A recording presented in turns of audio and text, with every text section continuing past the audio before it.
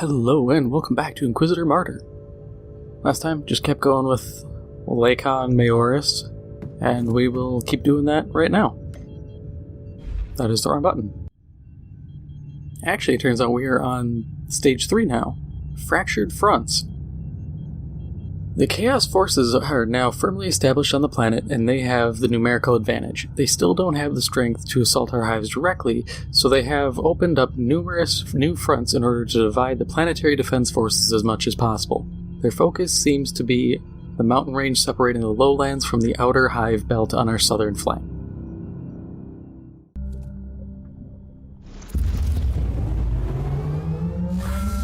Priority purge protocols initiated and being observed.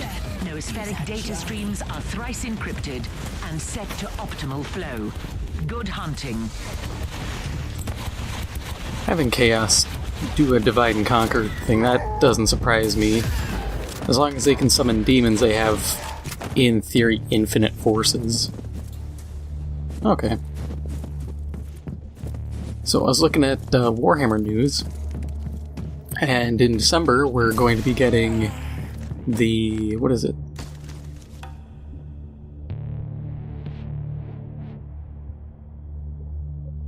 I'm actually looking right now. It's the new codexes for the Custodes and the Gene Stealer cult. And then sometime next year we're going to get Tau. Which really surprised me because I thought we already had a codex for Tau, but I guess I'm wrong. But so I was reading on it because I don't know anybody anymore who plays Tau. And apparently they nerfed like shield drone spam, and the armies have gotten so standardized that you don't even see like Kroots or Vespids or anything, which surprised me because you think that would have been a key priority to keep going, because that's the whole point of the Tau, is it's like, hey, they're this multi-species force, and if you kind of make their other species units trash, then you lose part of their flavor, and they're just blue shooty boys.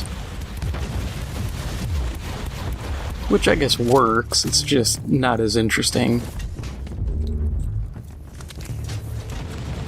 If anything, I would start adding bonuses, because I saw stuff talking about nerfing their for the greater good ability, and I was thinking that I'm just not a fan of nerfing stuff, because I feel like it opens the gateway, like opens the door to making a faction really bad. Because then you can sit there and be like, oh, well, this ability is good, nerf it. And then, you know, whatever the second best ability was now becomes the best ability. And then everybody relies on that, and then they go, oh, well, this ability is too powerful, nerf it. And then the third best becomes the first best. And eventually, all the abilities suck. And then you have to go back through and rebuff everything, and it's just not worth the effort. If the concern is, oh, there's not enough non-Tau units being used, add buffs.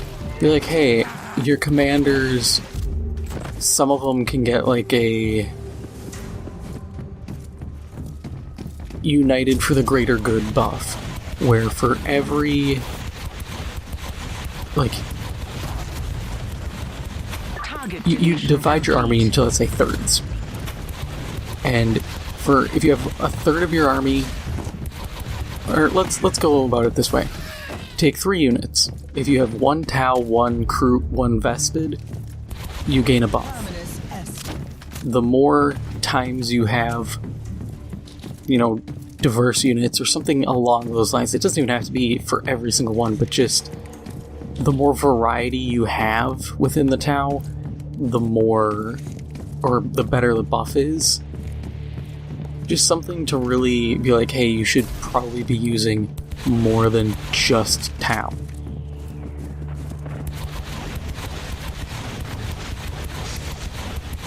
But that's just me. Like I always say, what do I know? I'm just some dude on the internet.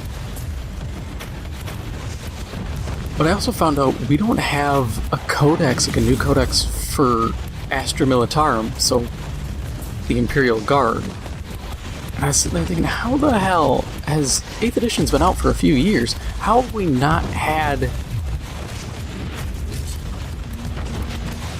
an Imperial Guard Codex? I mean, I guess if the Imperial Guard is doing fine without one, I can understand. I still think it's a bit stupid. You know, why not just keep going and actually utilize a new book, introduce some new strategies, because in the end, you could end up screwing them over anyways. Or another faction getting a codex or a buff could easily just screw everything over, and then they absolutely need one, which that might be the case in this instance. Genestealer cults, I'm happy to see them get stuff, but they're also getting like a new model, and it's just like a saboteur, and I'm like, that, I just don't know. If it's something like, oh, they can't, if they have like a cloaking thing where they can't be targeted unless a unit is within X distance, that might be interesting. But reloading. That is kind of the problem inherent with a lot of the, you know, map designs and missions, is they're not big enough, I feel, where you can necessarily get away with what would be effectively a stealth unit.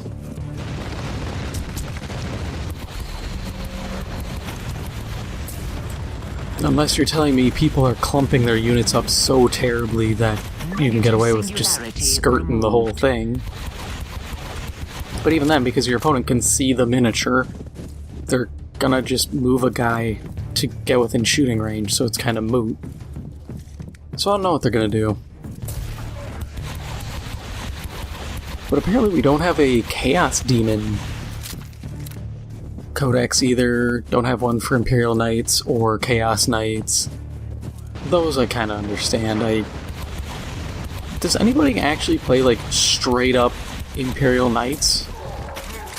This isn't even me trying to be like a dick and be like, oh, they're trash or whatever. It's like, I just don't know anybody who plays them. Full stop. I don't know a soul. If someone does play them, cool. I'd love to see it. Anything that isn't just Ultramarines, I'm willing to see. Noospheric assessment complete. Operation is a success. Ooh, Nexus rifle. Inloading I really data hope you aren't construct. garbage.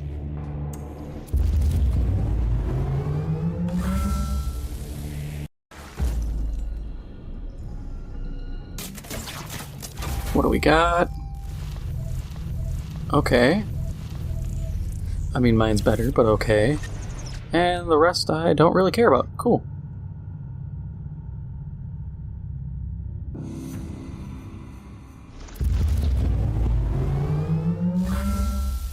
Insertion complete.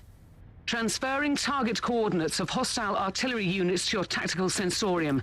Silence these guns before the Imperium's finest get pounded into oblivion. Good hunting. Yeah, there was... The other codices we're missing are like Craft World Eldar, which... I mean... Before we get a new codex, can we please just get new Eldar miniatures?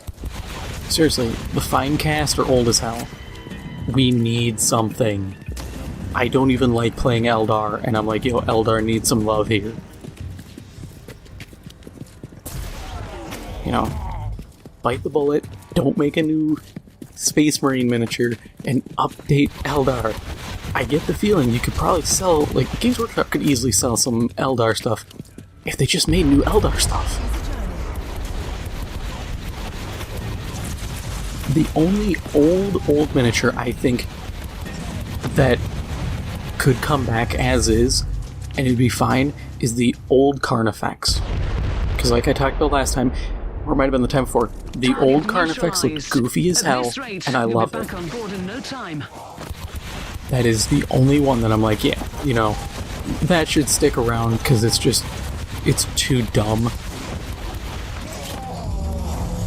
But the other codices, there was Aeneid, so like Mortal, Harlequins, more Tau, or not Tau, Eldar.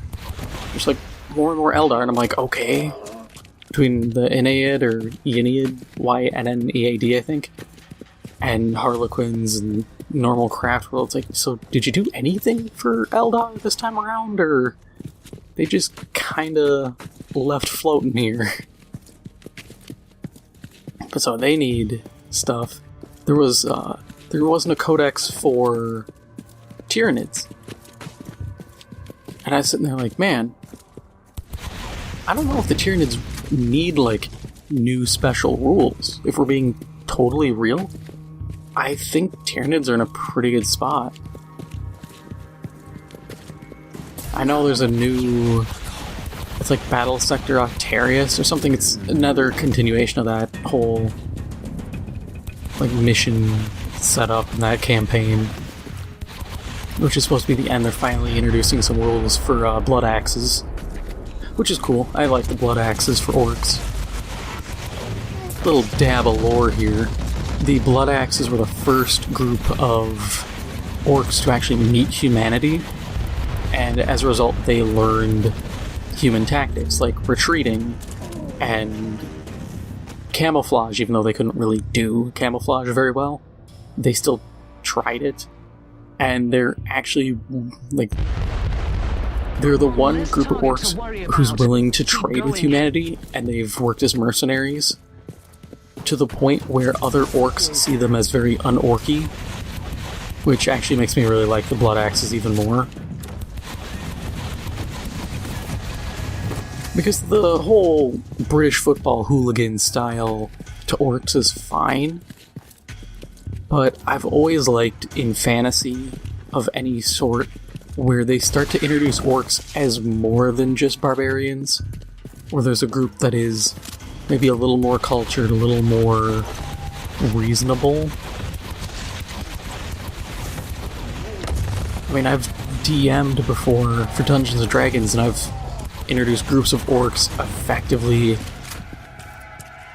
They worked kind of like the Roman Empire in terms of some of their architecture, some of their general culture and aesthetics, because I thought it was cool. It's something interesting, and it kind of breaks up the monotony of a race being just one thing. Like I talked about long ago, Flanderizing. Sometimes it helps to break up the Flanderization of a group so that they can come off as very unique. And jumping back to codices, I'm trying to think, those were the big ones that stood out.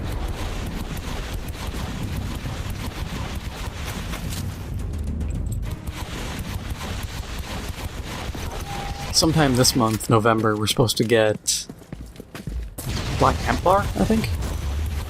Which is fine. I don't think we're gonna get anytime soon, at least, a full-bore Inquisition codices or codex. I just don't think it'll happen.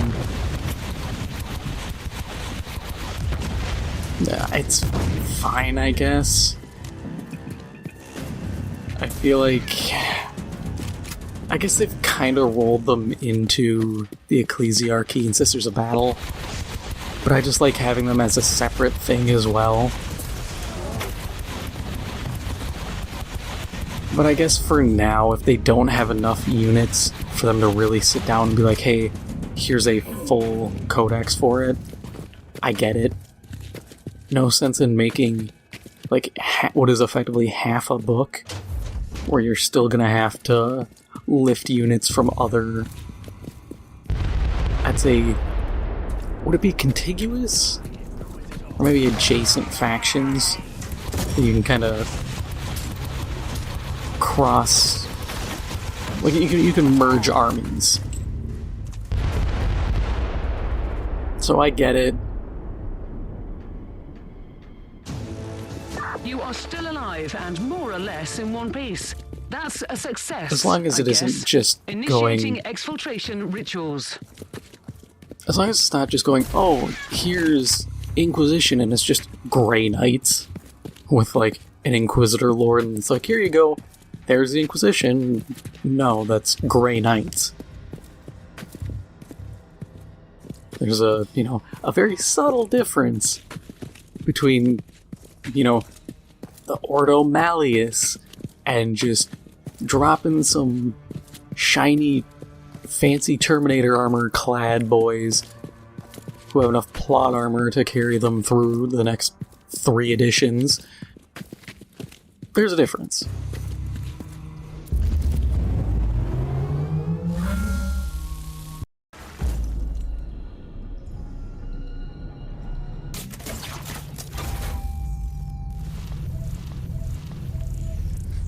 Okay, that Signum might be something I can use. The rest isn't that great. But that is all for now. If you enjoyed this episode, make sure to hit the like button. It helps out the channel a lot. And if you haven't already, make sure to hit the subscribe button. Thank you for watching, and I'll see you in the next one.